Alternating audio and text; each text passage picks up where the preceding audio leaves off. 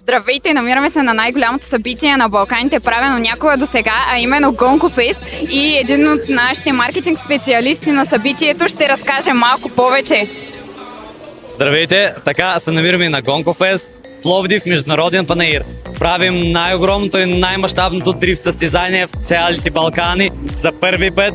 Има огромна фестивална зона, има огромно количество партньори, има забавления за всички и най-важното има топ ренткар. Може ли само да споделите с нас по какъв начин вашата мобилност се случи по-лесно благодарение на нашите бусове и какво правите всъщност с тях?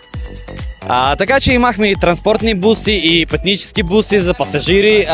Пише много лесно, транспортираме хората, екипа от София към Пловдив, защото знаете, че доста е голям фестивал и необходимо е доста много хора и без транспортни бусови и без пътнически буси за пасажири не е възможно. Добре, и един наистина последен въпрос. Откъде дойде цялата идея и как всъщност направихте това събитие?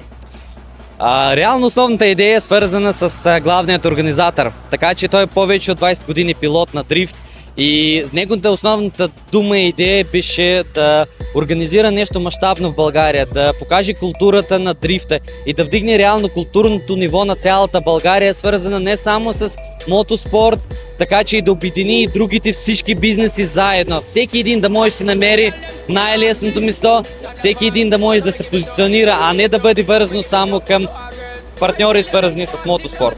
Това GoncoFest, разбира се, ще прави и различни други ивенти през цялата година. Така очакваме и ще партнираме нататък. Супер, очакваме с нетърпение. Чао!